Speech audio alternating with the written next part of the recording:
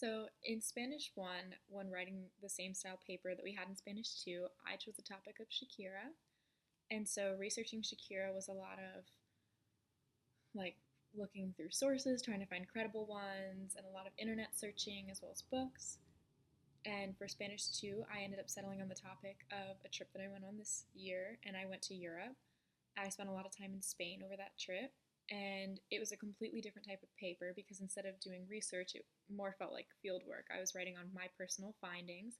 So it was a little bit more fun for me to do because I was just getting to tell the story of what I learned and what I got to see, which I really enjoyed doing. But with my paper on Shakira, I talked a lot about culture and whether that being her culture, the culture of where she lives, the way she was able to change culture. I focused a lot on that, and I felt like my paper about my trip to Europe was the same way.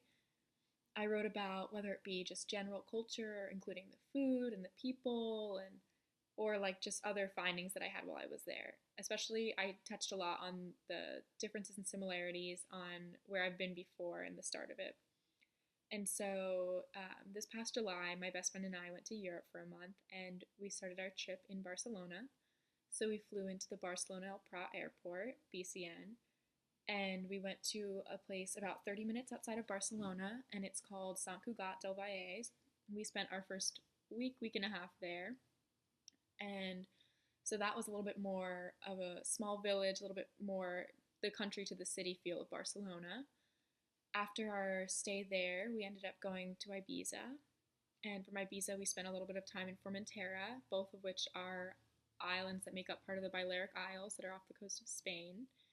And so we ended up staying there for maybe a week and a half total as well. And from those islands, we ended up back into the Barcelona airport and we then made our way by bus to Valencia. Once we were in Valencia, we spent about a week there as well.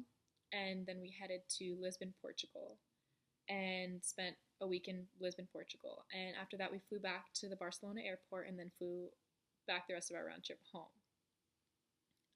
In the beginning of my paper, I talked a lot about the differences between where I've lived long term, being New Jersey, where I grew up, and where I live in Texas for school.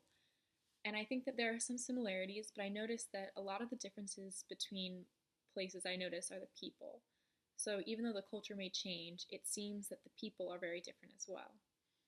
And so I talked about how in New Jersey, everybody is kind of always in a rush and they always have somewhere to go and they have a plan. Whereas in Texas, everything feels very laid back and a lot slower, which this is me speaking off of my experience of being in one small part of Texas, not near a city. So it could be totally different being in the heart of a city, but that's what my experience has been going to the South, where everyone is a lot friendlier and they have time for you and they're willing to put a little bit more effort in, which is nice. And I noticed that going to Spain, depending on where we were, I noticed similar differences. Not everyone was the same in all parts of Spain. Everyone was different, friendlier in some places, not as friendly in others, sociable, not sociable. It was just very different. The same way it would be like going from different states here is the same as it is going from different cities in Spain. And so um, when we first arrived in Barcelona, we were able to get on taxis and we were able to go right to where we were staying, our Airbnb, and we Airbnb'd our whole trip. And it was no problem. Whereas other times there were strikes and other things going on, but the media doesn't cover it the same way they do in the US, so we weren't aware. So when we landed in Barcelona after being in Ibiza and Formentera and there was a strike and we needed to get to the Valencia train station, the train station to Valencia, we weren't able to go by taxi. So although we had limited Wi-Fi and service, it was a lot harder to organize getting there than I had imagined, which I felt like if that were at home, it definitely would have become a wide spoken topic and it would have been in the media and it would have been everywhere, which is kind of a nice thing that things don't go as far and it doesn't become as much of a big deal. But it's just definitely a huge difference. People don't focus as much on their phones and social media, which is a nice aspect, and it was refreshing to be there for a month and get that vibe. Another big difference that was unexpected to me personally was that they speak a different type of Spanish. It's not the Spanish that we grew up. They speak Catalan and other dialects, which a lot of the words are very similar, or you can kind of figure it out, or through hand gestures you can talk to people, as well as people having great English, which was very helpful. But for the most part, we tried speaking in Spanish and doing what we could, And when people didn't understand, they would kind of point or shrug or make a gesture or just say lo siento, saying sorry that they didn't understand, and we'd find someone else or they'd have someone who spoke English. And that was very helpful. But it was nice that most people really tried being in all those places, especially when we started in San Cugat. Everyone was very friendly. It had a very quaint and family-like feel where we started recognizing waiters and waitresses and people who worked in stores, and we'd see them other places and they'd wave. They were very friendly and helpful. Whereas being in the heart of Barcelona in the city, sometimes we had hard times getting in contact with the people, getting them to even like acknowledge that we were there, which was kind of surprising to me. They would be kind of doing their own thing, so it felt very city-like, kind of like being at home. But there were also some people that were there to help, and Barcelona felt very touristy to us, whereas being in Valencia felt a little bit more off the beaten path. Less people spoke English. It felt less city like and more palm trees and monuments, more vacation pleasant to be in, but just a completely different vibe. It was very beachy versus Barcelona has small beach, but it mostly felt like it was very city esque.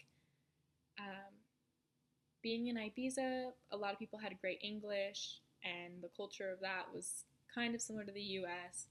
But the other main differences were in the eating patterns and sleeping patterns. It seemed as if people would get up in the morning and have a leisurely cup of coffee and a pastry, and they weren't rushing right to work. They were getting up and having their pastry and sitting there until 9, 10 o'clock, then heading to work. And once they got to work, they were there until roughly 2. And at 2, they would leave and take a nap. And that siesta that they take ended up going for a couple of hours, and it often would conflict with us if we wanted to go to stores or do something else. So we adapted to the culture and began also taking a siesta just because it seemed like it was the most logical thing to do.